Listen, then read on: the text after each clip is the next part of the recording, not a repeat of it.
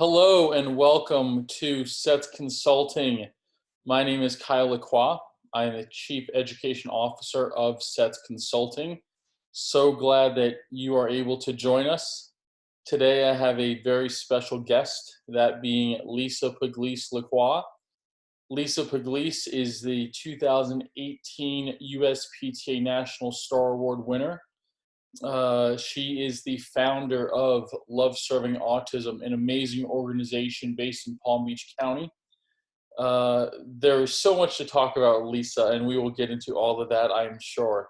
But let's go ahead and let's see if she is connected. Going to unmute her and see if we can get some video. Okay, Lisa, are you there? I am here, Kyle. How are you? I'm great, Lisa. Thank you so much. I appreciate you being on with us today. I know you're a very busy girl with everything that you have going on, but thank you so much. How is everything? How are you staying safe during this global pandemic known as coronavirus? Well, first of all, thank you, Kyle, for inviting me. I'm really, separate from being your wife, I'm super excited about your new company, SETS. You're doing some incredible things in the industry, so keep it going. As far as COVID-19, the organization, we've made some adaptations to virtual tennis, and we could talk about that in a minute, but just washing my hands, staying safe, and doing the best we can. Excellent. I love to hear that. So before we get into the meat and potatoes of today's interview, I just wanted to let everyone know that is listening in with us. Please use the chat box. If you have any questions during the interview, please don't hesitate to type it in. And let's begin. Are you ready for this, Lisa? I am ready for this, Kyle. Fantastic. So a little bit of background in terms of LSA, or what Love Serving Autism is. I know when I speak about it, the first question everybody asks me is, what is Love Serving Autism? And the answer that I give them is, Love Serving Autism is a 501c3 that uses tennis as a therapeutic tool to help children and young adults on the autism spectrum. Now, I know that's kind of the gist one-line answer. However, this is your platform. You can go into more detail. What is Love Serving Autism? Well, exactly what you said. You did a great job stating our mission statement. We do teach communication and life skills through the sport of tennis. So in addition to teaching tennis skills, I am a speech and language therapist as well as a USPTA pro. So our emphasis is on teaching communication skills, language skills, life skills. So what the students learn on the tennis court can generalize into their home environment, their school, their job, the community.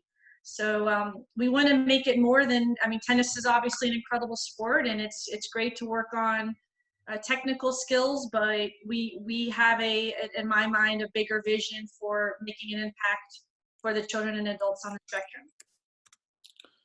It's an amazing purpose, and I know there are so many kids, not just in Palm Beach County, but really across the country now that you've been opening up and you've garnered more interest all over. There are so many people that are benefiting from this. But before we get into Love Serving Autism, we have so much more to dive into. But I promise you, we will have plenty of time to talk about Love Serving Autism. So what I'd like to do in all my interviews, I always talk about making a good first impression. So what I would like to do is I would like to share the first impressions we had of each other. So if you would like to, you can go first, or if you need some time to think about it, I'm more than happy to go first. I'm okay to go first. It was an interesting moment when I was offered a presentation spot at the USPTA district conference at Ibis Country Club in West Palm Beach. And I remember seeing the audience, and I was nervous because it was my first presentation for Love Serving Autism. I was excited to be there at the same time. And I remember midway, a giant, really tall guy walking into the room. He's on his phone. I just remember, you looked really happy. You had a bright light about yourself. I didn't really know you other than that. I obviously kept presenting, and we actually did not speak to each other that evening. We were in a group photo together with all the pros, but we didn't get to know each other until a few months later. So I just remember you had positive energy, and you looked like a leader and someone who really enjoys being in the tennis industry. Thank you for that. So my first impression, and there's a little bit of backstory to this. Your presentation at IBIS was at it was on a Wednesday night, and Wednesdays are usually my longest days. And I was only going up there to IBIS uh, to drop off some paperwork for one of our directors of tennis down here, Trish Faulkner, who everybody in Florida knows, and hopefully everyone across the country knows. But Trish does an amazing job, and I had only gone up there to deliver some paperwork to Trish Faulkner. And like I said, it was Wednesdays are my longest days. I was probably on court like I think 9 or 10 hours. I was cranky and sweaty and smelly, and I just did not want to take that 45-minute drive all the way up just to this USPTA division conference just to drop off paperwork. Needless to say, I get there a little bit late and I miss the whole cocktail hour. And I arrive, and as I arrive, I walk in and I see that the presentations are about 10 seconds away from starting. And I thought, okay, well, I can't just walk in, give the papers to Trish, and then walk out. People are going to see me. I'm a big guy. I can't really like hide in the shadows. So I said, okay, you know what? Let me just stand here in the back of the room. I'll listen to this first presentation. I missed the intro. I have no clue what it's about, but let me just, watch this presentation and see what happens. And you happen to be presenting, and I actually listened to your message and the organization, and I thought, wow, that's really really special. They're doing a lot of great work, and yes, they're new and they're just starting out, but I can definitely see a future with the organization. So I thought, well, that's nice. And after your presentation, I think I left pretty soon after, but I went home and I thought, it's such a great message and such a great organization. Let me do something. Let me just tweet out a little message. Your organization happens to be on Twitter, which is fine. That's my medium that I like to use. And so I tweeted out a nice message. Hey, everyone, go follow Love Serving Autism. They're doing great things in South Florida, all of that stuff. So, but in terms of watching you and seeing you and present and your passion for the organization, I thought it was really really nice. But you're right, we didn't actually even meet or talk that evening. Let the record show that you actually called me a week later. Well, really, it wasn't for a date, Kyle, but it was it was related to an individual we were testing who has autism. Who we wanted him to become certified with the USPTA. So I was told by Trish Faulkner that you had some great testing skills, and so now here we are. Excellent, I love it, and happily ever after, right? Right, exactly. Yeah. So for those of you that are on this call, if you do not know, Lisa is my wife and I am her husband. So there you go. Yeah, see, it all worked out well, right? It did. So before, again, yes, we had the Love Serving Autism presentation, all of those things, but what's so fascinating about your story is that it wasn't always about philanthropic endeavors. You were actually a very high-level tennis player, correct? Yes. Okay, and I like it because Lisa is so incredibly humble about her tennis skills. and I could not be more proud of who she is now. But I just find this such an amazing story of where you grew up, of your tennis career. So if you don't mind, I want to kind of go into that a little bit. At what age did you start playing tennis? 5 years old. And And 5 years old, and where did you grow up? I grew up in Memphis, Tennessee. So one day my mom, she had started playing tennis at the racket club in Memphis, and she wasn't able to take her lessons. So she asked the coach if her 5-year-old daughter could take a tennis lesson. So that's how it started. It was in Memphis. And from 5 years old, what did that evolve into? Was it still just weekly lessons? When did you start getting into more the competitive aspect, playing tournaments, everything like that? It was weekly lessons. I mean, I was really lucky to have an amazing family and parents, and I was playing soccer and piano and swimming.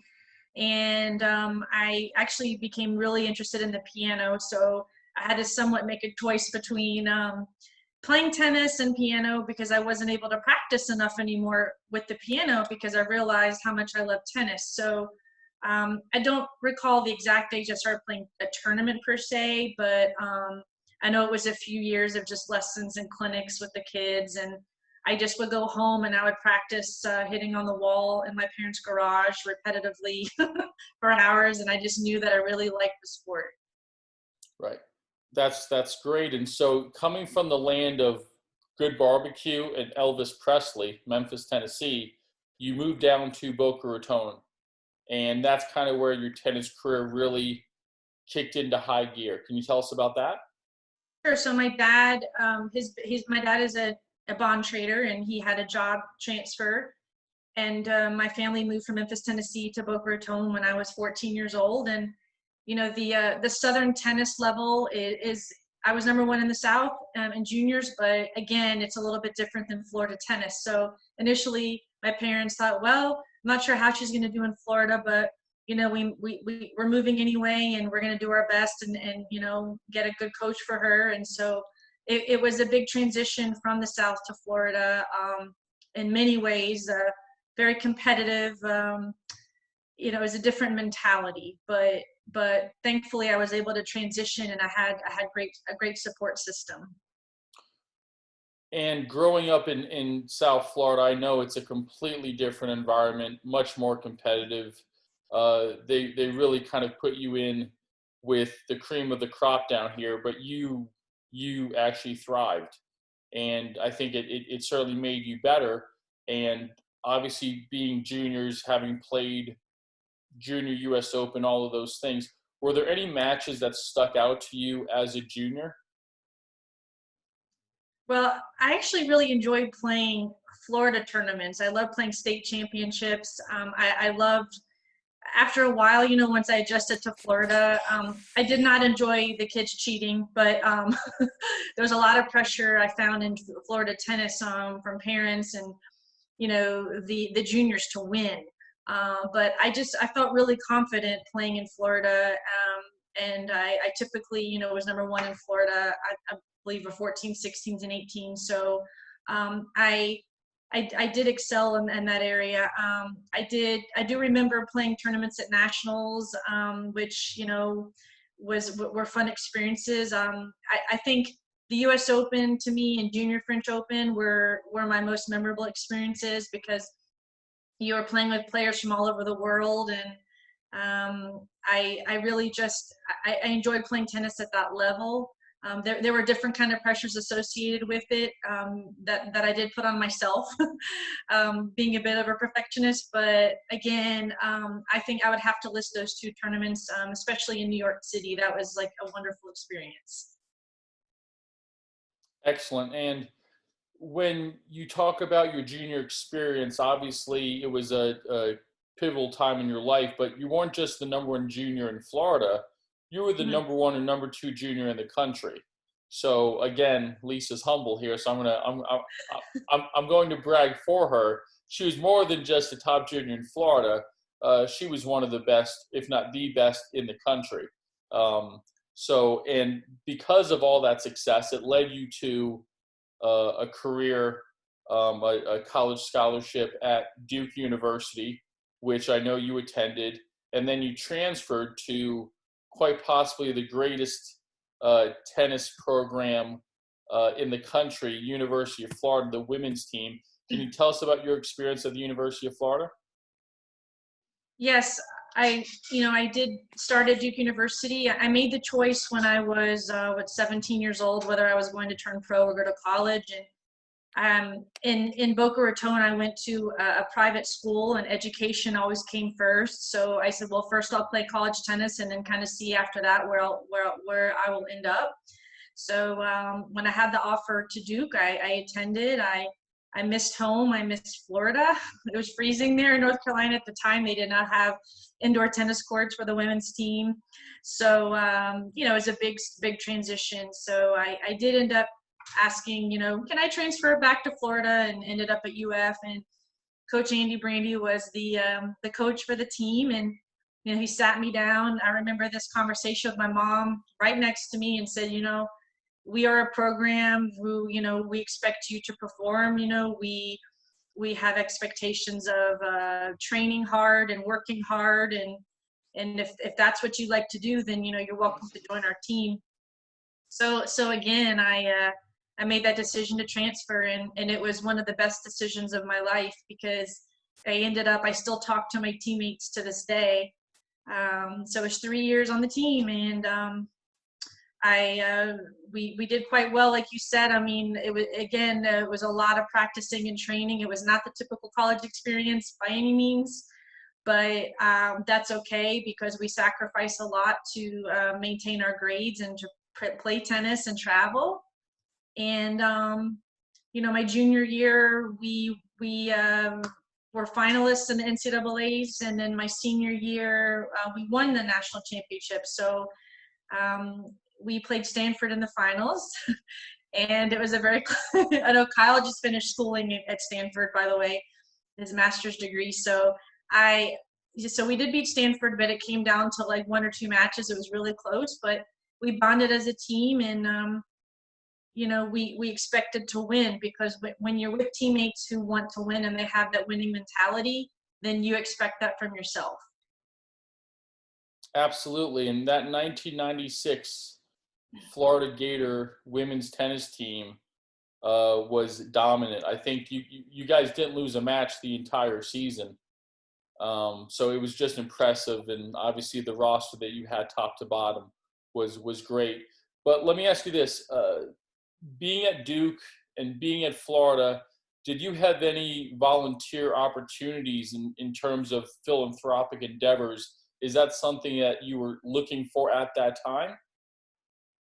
Well, in retrospect, Kyle, now that I'm in a field of philanthropy, I did not really seek out any volunteer opportunities, and I don't really remember as a team it being emphasized, whether I was at Duke or UF. It was mostly performance on and off the tennis court, grades, tournaments, training. So I do wish we had them, which is something I want to talk about with Love Serving Autism. I would love to have had those opportunities, because I do see now the impact it can make in your life. But at the time, I felt, and maybe hopefully my memory is great, it was over 25 years ago, but I really felt like, we were so focused on our performance and doing well as a team, and don't really remember a whole lot about volunteering. I don't think we had many opportunities, which is a lot different than nowadays. College teams, some have requirements to volunteer a specific number of hours a year, which is, I think, amazing. That is amazing. And, again, your college years, it's such a pivotal part of your life. And people always remember, they always look back at those years with usually pretty fond memories. So going into coming out of college, I know that you're a licensed speech pathologist, but how exactly did you get into the field of autism? After college, most of our teammates went on the tour, and I was one of them. Started playing in the tournaments and traveling, and let's say 1 to 2 years into it, I quickly realized, yes, I had the ability but I wasn't sure if it was my passion. It was playing a lot of the same players week after week and traveling, and you're never home, and you're with yourself a lot, and I thought, wow, I don't know if this is my purpose in life. And I questioned that even as a child. I remember wondering, what is my bigger purpose? Is it playing tennis, or is it part of tennis? I didn't know. So I did have spinal stenosis in my back, which I had some issues, and I had back surgery.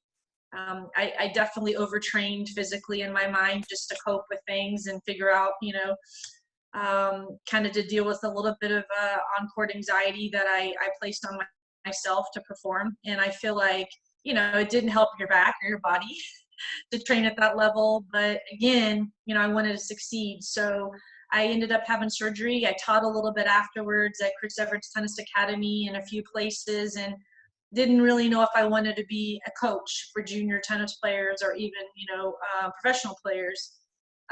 So again, I took a little bit of a break, and then decided, my mother spoke with me and said, hey, I heard there's a great career. You can help others. It's called speech therapy. I applied in Boca Raton at FAU, and took some prerequisites and ended up going to graduate school. So I pretty much put down my racket at that point. Kind of felt like, yay, it's a new identity for a little while, even though I wasn't sure if this was the right path. As far as autism, my very first job interview was with the principal at a public school, and it was for a self-contained autism unit. So he walked me back, and I could tell he was a little nervous, and said, this is for an autism classroom. Do you know much about autism? And I said, no, I do not, because at the time, there were no courses offered in graduate school about autism or special needs. So, which is a lot different nowadays. So again, that was my first experience. I walked into the classroom and I thought, wow, this is fascinating. This is challenging. I think I want to try it out. So again, it was just kind of brought to me. It was introduced to me versus me kind of finding it. And I felt like that became more of a calling for me, is working with children with autism and special needs. So go ahead.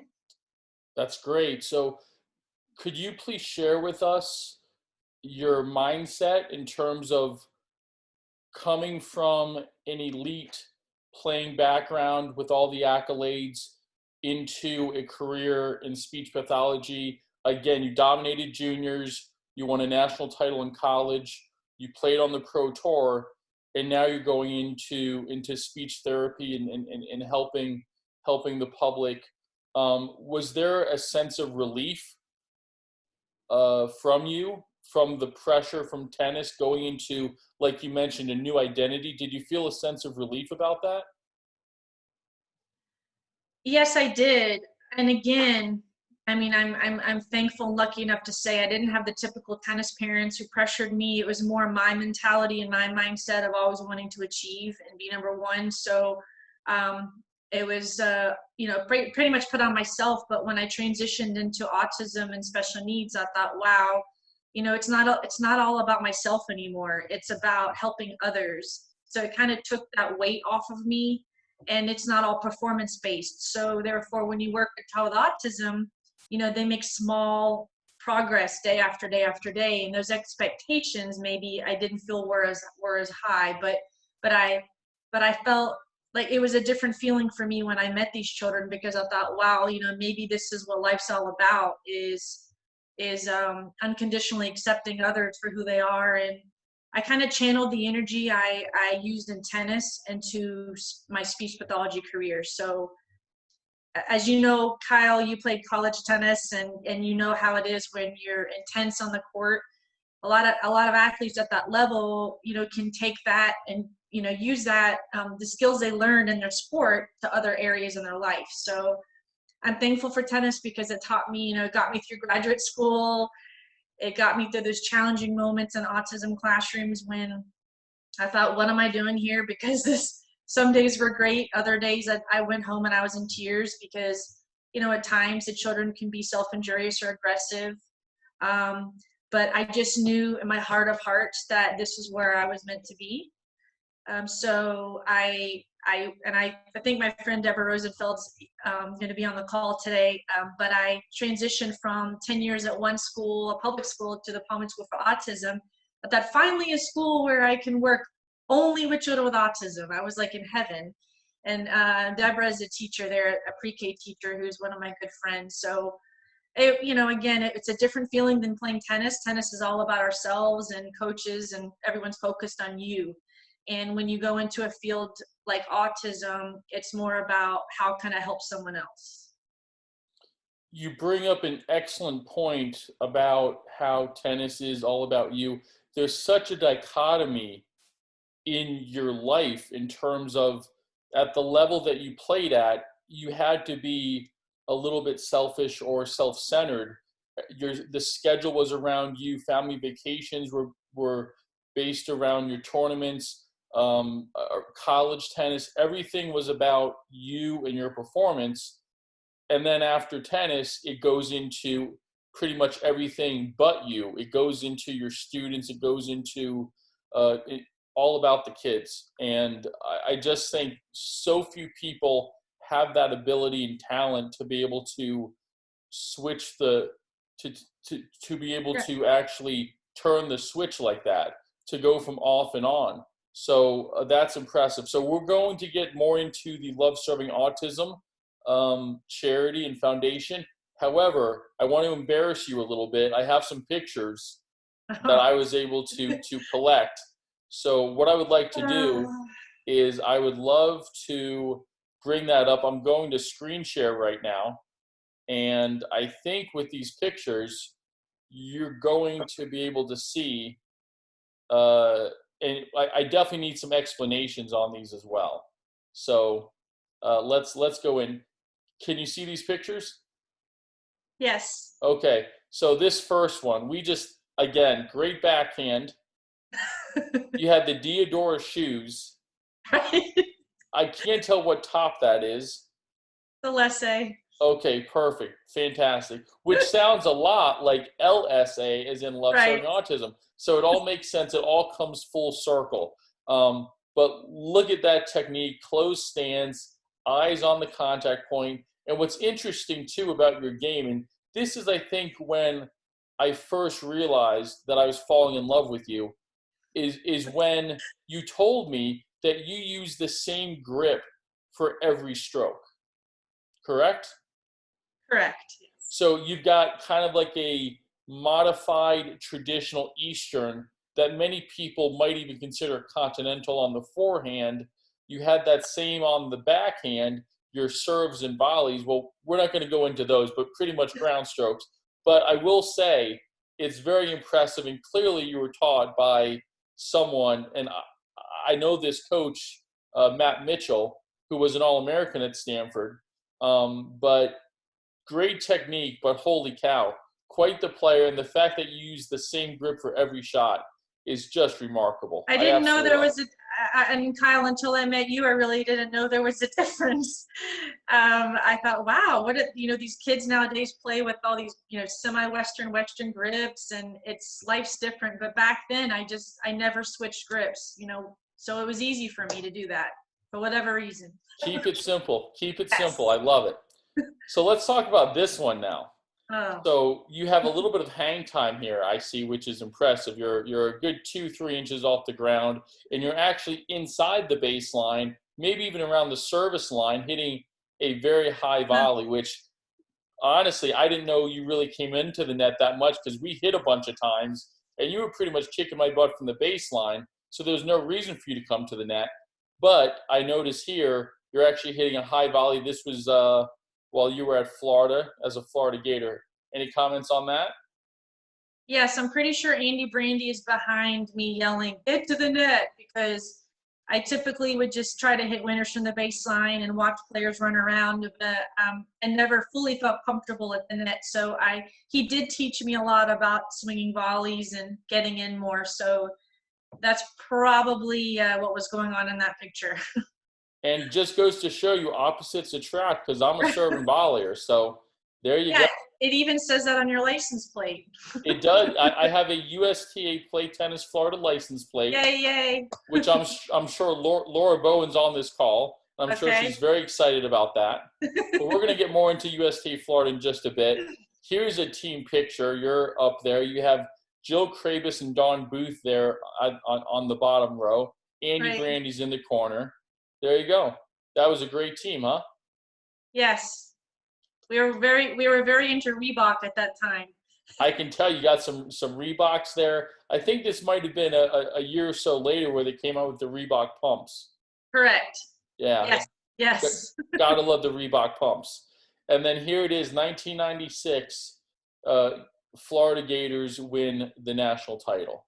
So what can you remember from that match, from that picture, from that year? Anything stand out? I do remember my dad and this. We were at Tallahassee, and I do remember my dad clapping for me, saying, "Come on, Lisa, let's go!" And I was playing a girl named Kim Shasby, and I lost the first set, and then I won the next two sets. So every single match counted at that point because we were a little bit down, and I knew like I have to win, and so I wanted to win for my team, and thankfully we did, because the year before we lost by one set in the finals of NCAA. So it was really close. So I was really happy for my team. Fantastic. Great comeback there. Hmm? And then that kind of brings us to today. You're still supporting, obviously, your beloved Florida Gators. I'm trying to get you more into appreciating the Michigan Wolverines and the Stanford Cardinal, but I can respect your loyalty to the Florida Gators. So here you are now, obviously, a few years after the national championship. Your life has changed a lot, but at the same time, you're still involved with tennis, but just in a much different way. So go ahead and explain maybe this picture and what you're doing with this young child. Sure. So this picture was taken in Boca Raton at Patch Reef Park. We still have the old logo, so it was definitely in 2017 when we first started Love Serving Autism. And I was working with a student who is now doing really well in tennis. This was one of his initial classes in red ball. And he is now, I believe, in the green dot level. So his mom said she never thought he would play tennis. He's very into video games. But again, he connected to the sport. So I'm just, obviously working on some hand-eye coordination and balancing skills in this photo. Excellent. All right, so now we're back and getting into that, making that transition from a junior career, college career, professional career into speech therapy. Now you started your own. I know you previously worked for a autism organization, and you decided, you know what, you've got some dreams of your own and you want to build them, and you started Love Serving Autism. And I noticed the background there. You have your logo plastered all over the place. I noticed in the corner that it says USTA Florida. So it's in partnership with USTA Florida. Can you talk about a little bit of your relationship with USTA Florida and how they have helped? Yes. I remember starting Love Serving Autism, as I said, January 2017 at the Palm Beach School for Autism. And, a few months later, I had a meeting at Starbucks with Laura Bowen. Sorry, my time frame, I'm thinking it was at around that time frame. And when I first started Love Serving Autism, I knew nothing about starting a nonprofit. I had previously been basically the regional of the Florida director for a national nonprofit, Acing Autism. And, they taught a lot of intro to tennis. So I would open programs for them in Florida, run the programs, and communicate back to the founder in LA. And after year 6, I thought, I really have a new vision being a speech therapist, and I want to learn how to write grants, and I want to learn how to run some of these programs on my own. And again, start something just local, very low key.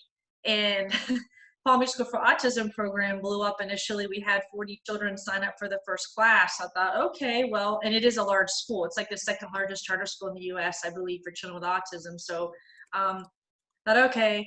I felt like I was on my own a lot, which is typical, I think, for someone starting a nonprofit with their own, money, which I didn't have a lot of. So I thought, wow, here I am starting an organization. I knew my vision was big in my heart, but I really didn't know who to reach out to. So when I met Laura Bowen, it was like, I don't know, I feel like there'll be music in the background because she's such an amazing person. And when she sat with me and she said, these words, you're not alone anymore. And I thought, wow, like that's pretty amazing, because I felt like we were on our own island, and I was like, I was just swimming to like try to survive and keep up, because the program started exploding, another charter school wanted a program, another charter school wanted a program, and there was one of me. And I felt like I really didn't have like a definite system in place to duplicate what we were doing, which is okay because we were so young, but I knew I needed support on many levels. So, Laura stepped in with her team. How can we help you? And it's been like truly a blessing in my life, because it gives me the confidence to move forward every day. And again, this year they helped us tremendously. Last year, USDA Florida Foundation, Alexis Johnson helped me with all of my grants and writing grants and approving grants. And then we went into 2020 with Laura saying, Love Serving Autism will be an adaptive partner for USDA Florida for the next 3 years. And our goal is to increase our number of program participants in Florida to over 800 children and adults. So, hopefully opening, between 8 to 10 programs a year here in Florida. So the support level has been incredible.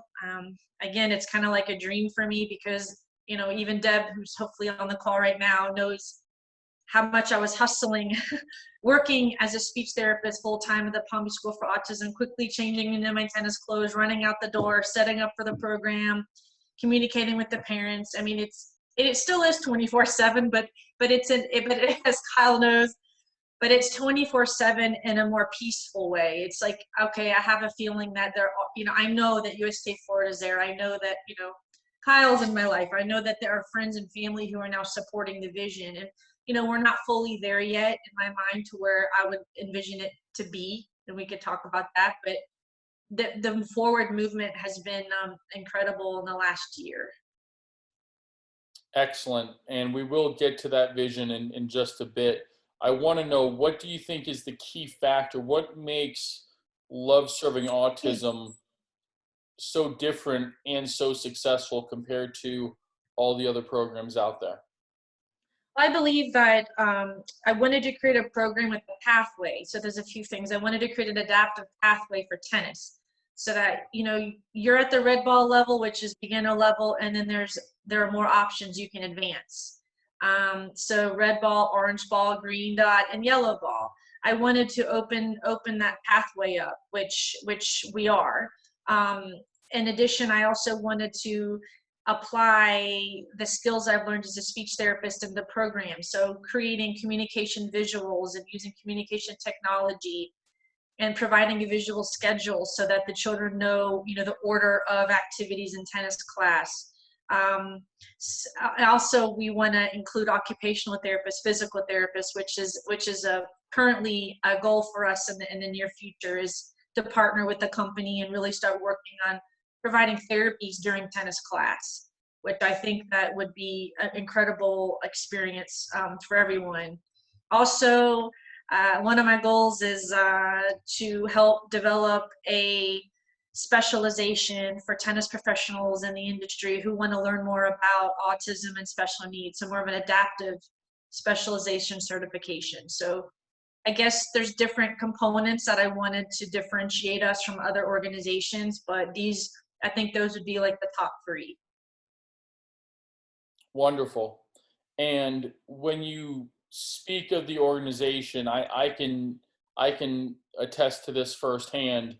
Your connection with these children and young adults is like superhuman. I mean, these kids latch on to you, and these young adults respect you and look up to you so much. What do you think it is about you that allows these kids to open up? Because I've seen some truly incredible things. I mean, kids that were told that were supposed to be nonverbal start speaking. Obviously, tennis is a therapeutic tool. We haven't done enough research yet to prove that, but I can tell you, having been to all of your clinics, having seen the impact and the improvement that these kids have, what do you think it is about you personally that these kids just are able to connect to? You are one of the foremost experts in autism, probably in the country, and we'll get into that. But I just want to know, what do you think it is? What makes you so special as a coach and a teacher that these kids can open up to? Great question, Kyle. I mean, ooh, okay. So I would have to say I can relate to them on a few levels. When I was a child, I know I was in my own world. I'm not I've never been diagnosed on the spectrum myself, but I do have, some tendencies of, perseverating on things and knowing how it feels to feel a little different when you love something so much. And, as a child, when you don't really know how to communicate those thoughts and feelings, I feel like I want to kind of like relieve them of that and help them find a way to communicate so that they feel like they're accepted and included. Because when I was playing tennis at a really, whatever high level, and all the people in high school were doing other things, I felt alone. I felt as great as they were, like, wow, look what you're doing. You're performing, you're traveling, you're winning tournaments, but I couldn't really relate to them. And I guess I'm thankful, I have the gift of tennis, but, so I know how they feel. I know how the kids feel. I know how it feels to want things in a certain order and have those expectations, and how it feels frustrating when they don't happen. So, I do have a strong sense of faith, and I feel like, and I believe in God, and I feel like that's kind of where He led me to be that sense of strength. I can't save the world, obviously, but I want this program to be a sense of, a place for safety for them, to feel unconditionally loved, to feel accepted.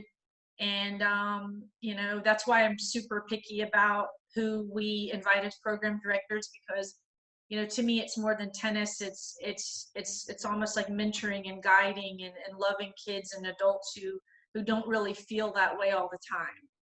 And so I hope that makes some sense. I don't have a definite answer as to why I'm connected to these children at that level, but it's a happy feeling. And I know Deb's on the call. She teaches at the Public School for Autism. When you connect to the children, it's like you feel like you're at home. I did not feel 100% that way on the tennis court all the time, but when I'm in this field, I do. So.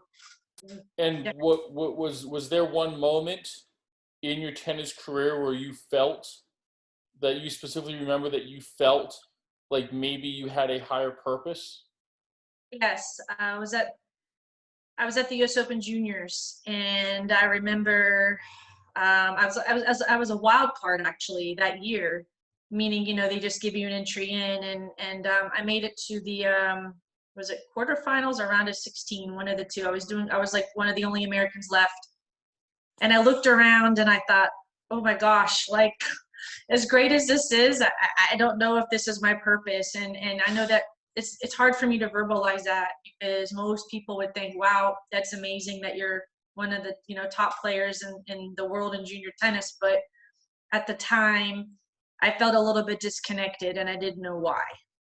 I felt like people really loved me for playing tennis. They didn't really know me as a person. I didn't even know who I was as a person, because you're training so much, you're a tennis player.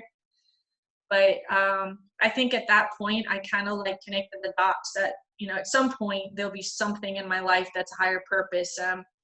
I never really even verbalized that to my family either, or my friends. I just kind of kept it to myself and kept playing tennis. But, obviously where I am today is maybe the reason. And that thought actually happened in the middle of the match?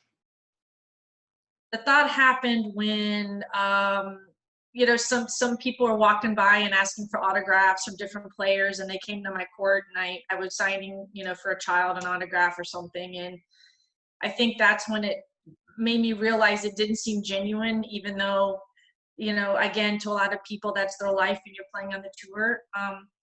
But I just, I felt, okay, I'll sign this, but and I wish your child well, but I didn't really know at that level if that's who I was, So again, it didn't make sense to me having such big thoughts at a young age, but um, now I understand it a little more as to maybe I was going to go down a different path. So let's explore that a little bit more. And what I want to ask you is, what do you think your biggest strength is, knowing what you know now compared to when you were 16 in the quarters of the U.S. Open Juniors? Not that I happen to have done my research, but let's say, knowing what you know now, what do you think is your biggest strength as a coach for these young kids?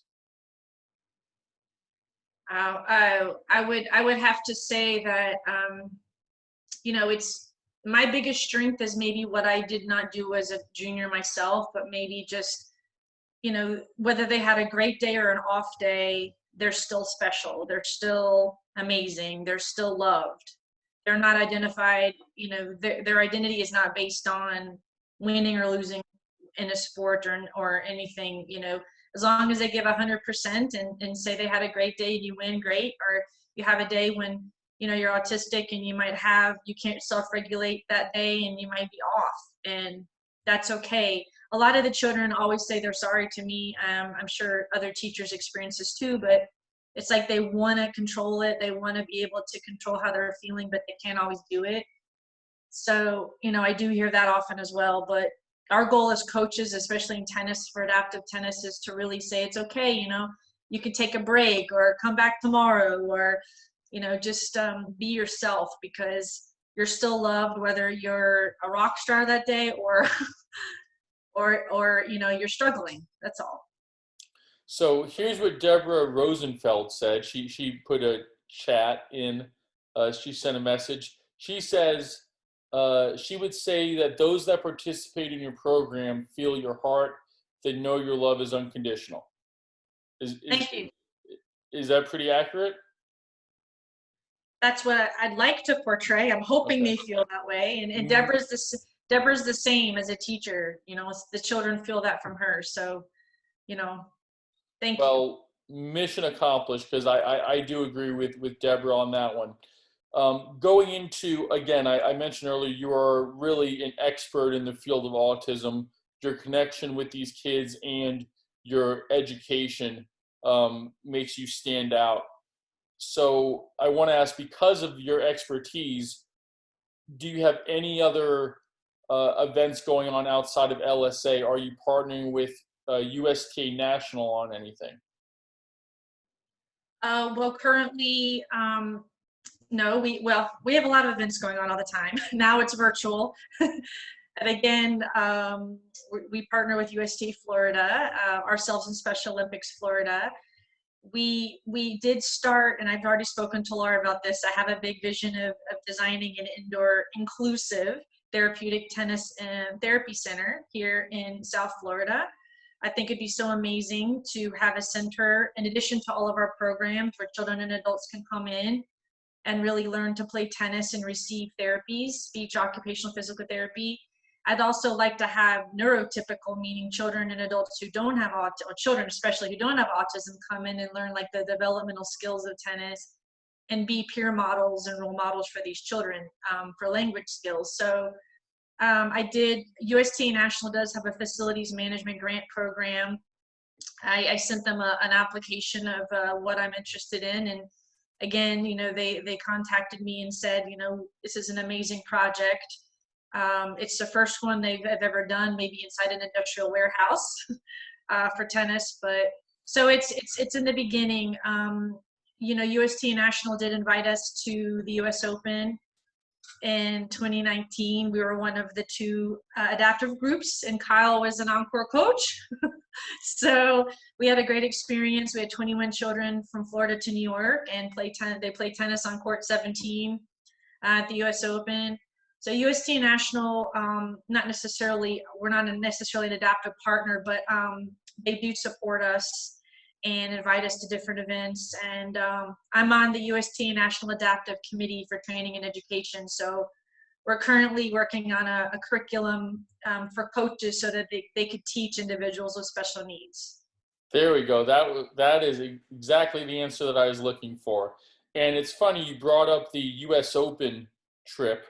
I do have to say, knowing the behind the scenes stuff, you had to raise a significant amount of money to bring up 21 kids from Florida to the U.S. Open, airfare, hotel, chartered buses, and then we finally got to go on court.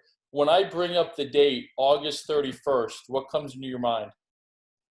Well, there are two special moments that come to mind. One is our U.S. Open Kids Clinic, and another is when Kyle proposed to me. So I have two moments, but yeah, same day. So that it was a was big day for you. I had no idea on this charter bus going to the U.S. Open that later, I would be getting engaged on the rooftop of the Grand Hyatt, and in the Empire State Building light, you actually, with permission, you were able to turn blue for autism, which that was pretty impressive. So it was a very special day. And it was a 10-minute on-court experience for about $28,000 of fundraising. I would do it again. I actually did apply again this year. And I did tell Kyle, I didn't tell him for a few days, but I would do it again because of the impact it had on the family. So yes. Excellent. And yes, I think my proposal got an A+ across the board. I went all out. If you're going to go big. And I went big, renting a rooftop Midtown Manhattan, changing the New York City skyline to blue for autism and autism awareness. I went all out. VIP private table at my favorite restaurant in the East Village in Manhattan. Right. I definite brownie points all across the board. It went perfectly. I did have a little help from some friends, but that was a very special day. Just the U.S. Open alone, seeing those kids. We were on a actual match court, and there were players, professional players, waiting for us to get done with our program. It was just an incredible experience, and you really did that pretty much all by yourself, and so that's phenomenal. So I want to go into reflex volleys. We have about 10 minutes left here on this interview. I want to go into some reflex volleys. Now, reflex volleys is a segment where I pretty much just give you two options. You got to pick one. Don't think too much about it, but we're just going to go. It's going to be fast. You're not going to hurt anyone's feelings, so don't worry. Just give me your honest answer. Are you ready? I'm ready. Serve or volley? Volley. Singles or doubles? Singles. Smash or drop shot? Drop shot. Forehand, backhand? Forehand. Topspin or slice? Slice. More annoying, my snoring or me drinking out of a water bottle during dinner? You're snoring. Thanks. Clay or grass? Grass. Hard court, carpet? Hard court. Bill Gates or Mark Zuckerberg? Bill Gates. Movie director Tim Burton or actor Dan Aykroyd? Actor Dan Aykroyd. Charles Darwin or English poet Emily Dickinson? Emily Dickinson. Albert Einstein or Thomas Jefferson? Albert Einstein. Michelangelo or Wolfgang Amadeus Mozart? Michelangelo. Those last 10 people I listed, what do they have in common? Are they on the spectrum? Bingo. Oh, I probably picked them all. Yes, that's very good. Aussie Open, U.S. Open? U.S. Open. French Open, Wimbledon? French Open. See, opposites do attract. I would totally get Wimbledon all day. Natural gut or poly? Natural gut. You're so good you can play with anything. That's not a problem. Stephanie Nikitas or Dawn Booth? Well, my UF teammates? Dawn Booth.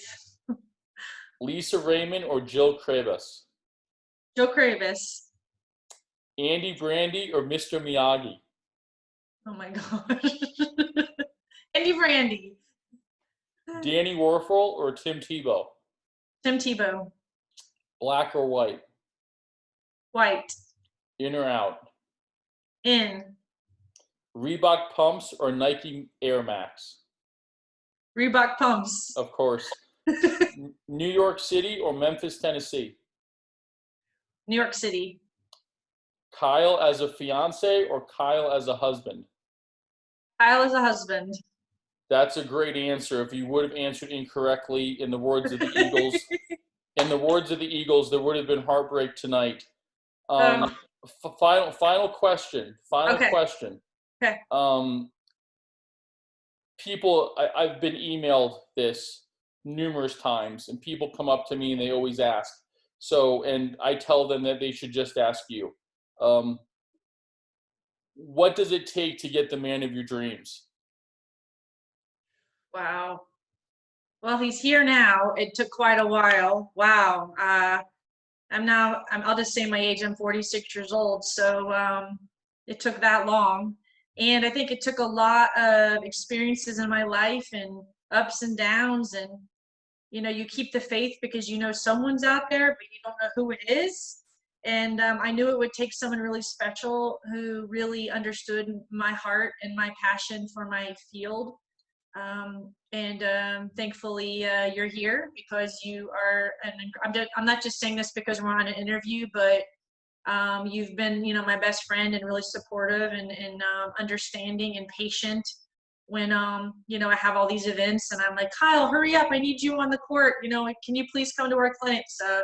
So you've been really dedicated and committed. And I don't know if I had married someone else, if they would have been able to understand the level of commitment it takes to run a 501c3 like this. So thank you, first of all. And I'm happy you're here. Again, another excellent answer. If somebody was interested in helping, donating, participating, volunteering with Love Serving Autism, how could they do that? Our website is loveservingautism.org. We have a donation button. You can also follow us on our social media pages, and we have donation links on those as well. And the donations help us, again, with our programs. And now that we have a future vision of developing a center, that's going to be really beneficial for us. So thank you. And I really thank anyone who can donate or who can really promote Love Serving Autism, because we do have a big mission and it takes a big team to get this done. And as Kyle said, as much as I want this to be all finished in my lifetime, I do want to leave a legacy. I want to be remembered for Love Serving Autism more than, my junior tennis skills. So not that wasn't a positive thing, but I really do. I want to make an impact, and I know that it's going to take, a lot of time. And hopefully I can create something that the younger generation can carry on and continue and make a difference through the tennis industry and in their life. Excellent. Lisa, thank you so much for taking time to be on this interview. Hopefully it didn't embarrass you too much. And if you have anything else to add, I will give you that platform. Go ahead. I'd just like to thank USC Florida, and I'd like to thank my teacher friends and everyone who's been a part of the journey. And I know that you've stepped up and you've given me the hope and faith that we can build something special and keep going. So I just want to say thank you. Thank you for that. Great. Lisa, thank you so much. And everybody that's listening, thank you so much for joining us. I hope you have an amazing rest of your Sunday.